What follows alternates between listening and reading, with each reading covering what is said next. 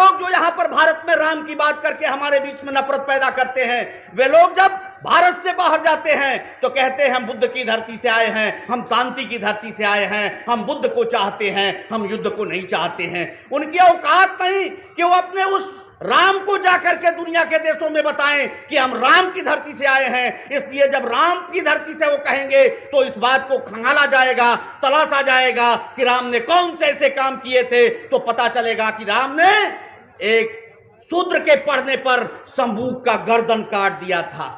वो बताया जाएगा जब राम को बताएंगे कि हम राम की धरती से आए हैं, तो उनको बताया जाएगा जब देश के दुनिया के लोग राम के चरित्र के बारे में, राम के इतिहास के बारे में जो भले ही मिथक है, जब खंगालेंगे तो पता चलेगा कि राम ने 50% आबादी जो महिला होती है, नारी होती है, उसका अग्नि परीक्षा लेने के बाद भी अपनी पत्नी सीता का जंगल में गर्भवती होने के बाद परित्याग कर दिया था। लेकिन बुद्ध ने क्या किया? राम के पास धनुष है, तीर है।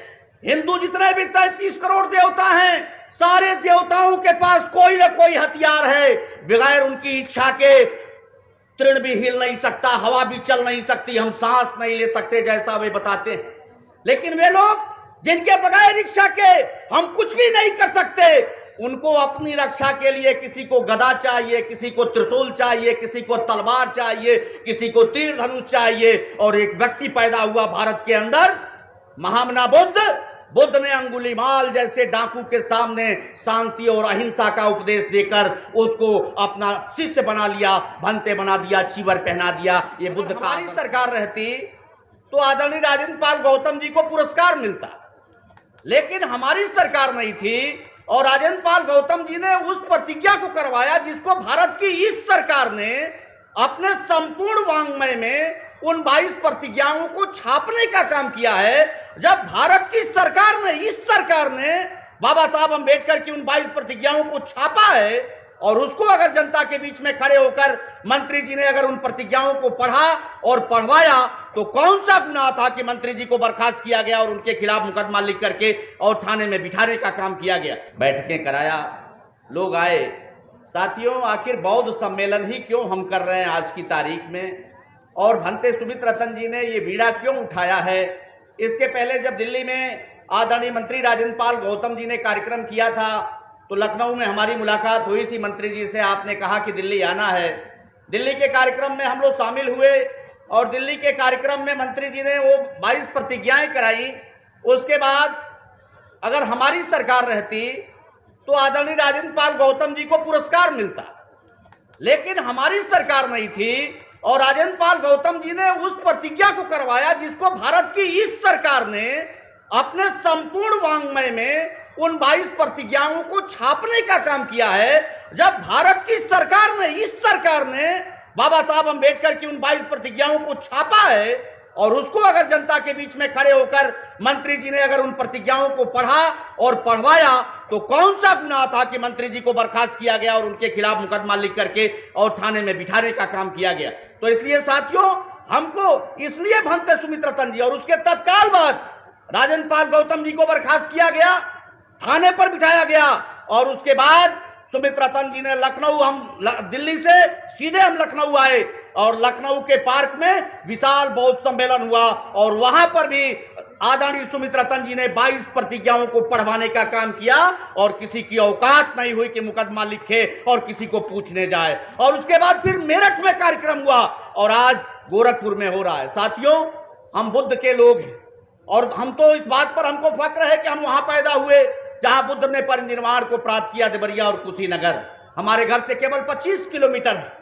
हर हफ्ते, हर 15 दिन पर एक बार जब जाते हैं कुशीनगर तो अजीब सुकून मिलता है कि हमारा एक पूर्वज, हमारा एक पुरखा जिसने पूरी दुनिया को रास्ता दिखाया शांति का, समता का, ममता का, प्रेम का, बंधुत्व का, आज उस हम कुशीनगर में महामना बुद्ध के उस परिनिर्वाण स्थली पर आए हुए। और साथियों, वे लोग जो यहाँ पर भारत में राम की बात करके हमारे बीच में नफरत पैदा करते हैं, वे लोग जब भारत से बाहर जाते हैं तो कहते हैं हम बुद्ध की धरती से आए हैं, हम शांति की धरती से आए हैं, हम बुद्ध को चाहते हैं, हम युद्ध को नहीं चाहते हैं। उनकी औकात नहीं कि वो अपने उस राम को जाकर के दुनिया के देशों में बताएं कि हम राम की धरती से आए हैं। इसलिए जब राम की धरती से वो कहेंगे तो इस बात को खंगाला जाएगा, तलाशा जाएगा कि राम ने कौन से ऐसे काम किए थे, तो पता चलेगा कि राम ने एक शूद्र के पढ़ने पर शंभूक का गर्दन काट दिया था।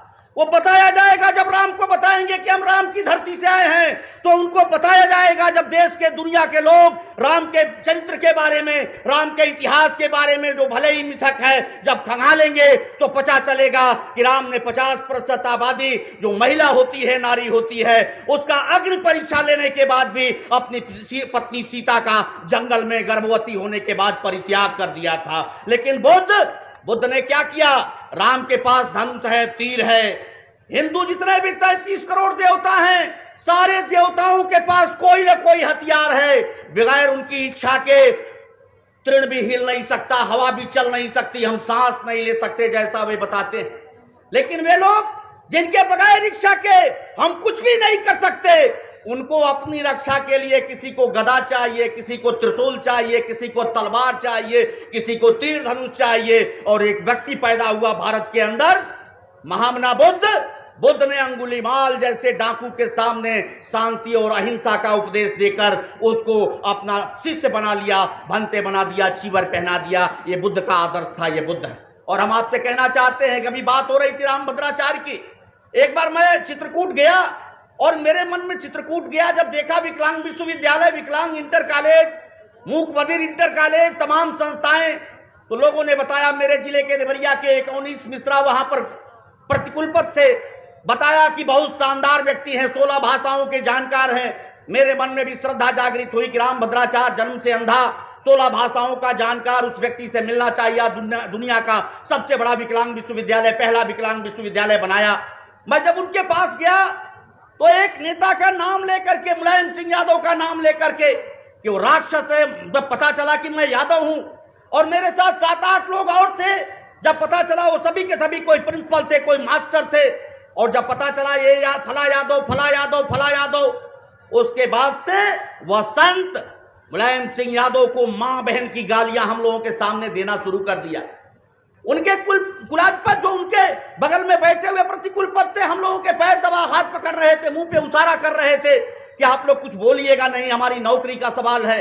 लंबी बहस चली, और बहस के बाद यहां पर बात हो रही थी। मौर्य जी कह रहे थे हमने ललकारा कि पटना में आइए। मैं तो उस रामभद्राचार्य के घर में, जहां पर वो रामभद्राचार्य अपना डंडी लेकर बैठा था, रामभद्राचार्य के घर में बैठकर जब बहस करना शुरू किया और हमने प्रतिवाद किया, तो कहा कितना पढ़े हो? हमने कहा MSc BEd हैं। कहा तुमसे बहस करेंगे। हमने कहा, मुलायम सिंह यादव को कहा कि वो राक्षस है, उसने राम भक्तों पर गोली चलाया। हमने कहा कि जिस राम को आप मर्यादा पुरुषोत्तम कहते हैं, उस राम ने गर्भवती सीता को जंगल में छोड़ दिया। कहा कि ये राजधर्म का तकाजा है। जिस राम को आप मर्यादा पुरुषोत्तम कहते हैं, उस राम ने शंभूक ऋषि को का गर्दन काट दिया, इसलिए कि एक ब्राह्मण ने कहा कि तुम्हारे राज में कहीं न कहीं अनित हो रही है और तुम इस बात को देखो। और शूद्र शंभूक का गर्दन काट दिया इसलिए कि वो पढ़ रहे थे और पढ़ा रहे थे। आप कहते हैं कि वो राजधर्म था। हम कहना चाहते हैं कि वो राजधर्म था, ये आप तय करिए। लेकिन मुलायम सिंह यादव ने जो गोली चलाया वो किसी राम भक्त के ऊपर, किसी हिंदू के ऊपर नहीं, बाबा साहब अंबेडकर के लिखे संविधान के मुताबिक भारत के सुप्रीम कोर्ट ने कहा था कि यथास्थिति वहां बरकरार रहनी चाहिए। भारत के संविधान ने कहा था, एकता परिषद ने मुलायम सिंह यादव को निर्देश दिया था कि वहां पर यथास्थिति बरकरार रहनी चाहिए। तो उस व्यक्ति ने भारत के संविधान की मर्यादा को रक्षा करने के लिए और राजधर्म का निर्वाह करने के लिए गोली चलाया था। और उसके बाद रामभद्राचार्य ने विषय बदल दिया। रामभद्राचार्य ने हमसे कहा कि शंभूक वध और सीता परित्याग काल्पनिक है। हमने सवाल किया रामभद्राचार्य से, यदि शंभूक वध और सीता परित्याग काल्पनिक है तो सैकड़ों वर्ष से अपने धर्म शास्त्रों में पढ़ाते क्यों हैं? रामभद्राचार्य ने कहा हमने एक अलग रामायण लिखा है और उसमें इन दोनों उदाहरणों को हमने निकाल दिया है। और वास्तव में इन दोनों उदाहरणों को उसको निकाल करके रामभद्राचार्य लाए तो भारत के धर्माचार्यों ने मीटिंग करके और रामभद्राचार्य से कहा कि भारत के धर्मशास्त्रों से छेड़छाड़ किए तो तुमसे धर्माचार्य की उपाधि, जगत गुरु की उपाधि छीन लेंगे और संत समाज से निकाल दिया जाएगा। इसलिए साथियों, आज आदरणीय मंत्री जी चर्चा कर रहे थे राजदंड का। जब भारत का संविधान, जहां लोकतंत्र है, राजा के पास राजदंड होता है, लेकिन आज हमारे देश के संविधान के ऊपर बहुत बड़ा खतरा है हमारे देश के ऊपर। अभी रेल हादसा हुआ और पता है 3,12,000 पद रेलवे में खाली हैं और 1,40,000 पद केवल सुरक्षा से जुड़े हुए जो कर्मचारी हैं, उन सुरक्षा से जुड़े हुए कर्मचारियों के 1,40,000 पद खाली हैं। इस बात को हमारा हिंदी अखबार नहीं लिखता, अंग्रेजी अखबारों ने दिल्ली से प्रकाशित किया है कि 3,12,000 पद रेलवे के आज की तारीख में खाली हैं, जिसमें 1,40,000 सिक्योरिटी से, सुरक्षा से, सेफ्टी से जुड़े हुए पद हैं। लेकिन ये सरकार, मोदी की सरकार 9 वर्ष में एक भी रिक्रूटमेंट रेलवे में नहीं की। इसलिए नहीं की कि उसमें 50% कम से कम हमारे बेटे और बेटियों को रोजगार मिलता। इसलिए साथियों, ये बौद्ध सम्मेलन हमारे अपने बहुजन समाज को सजग करने के लिए, जागृत करने के लिए आदरणीय भंते सुमित रतन जी ने रखा और आगे भी बनारस में प्रयास है और आगे भी भंते सुमित रतन जी का जहां भी जैसे भी प्रयास होगा, हम सभी लोगों को आपका तन मन धन से सहयोग करना चाहिए। बाबा साहब अम्बेडकर जब बुद्ध धर्म ग्रहण किए तो बाबा साहब अम्बेडकर की मंशा ये नहीं थी कि हमारे भंतेगण, हमारे जो विद्वान साथी हैं, जो भंते बन गए हैं, वे मठ बना करके अपने मठों में चीवर पहनकर बैठ जाएं। उन सभी लोगों को अगर भारत को बौद्धमय बनाना है तो राजेंद्र पाल गौतम जी अगर मंत्री पद त्याग सकते हैं और भंते सुमित रतन जी चीवर पहन के इस जेठ की दोपहरी में अगर गांव गांव घूम करके आप सभी लोगों को यहाँ एकत्रित कर सकते हैं, तो सारे बौद्ध भिक्षुओं को और सारे बौद्ध मतावलंबियों को निश्चित तौर पर अपने बहुजन समाज को सजग करने के लिए अपने घरों से बाहर निकलना होगा। बहुत बहुत धन्यवाद। जय भीम, जय भारत, जय संविधान।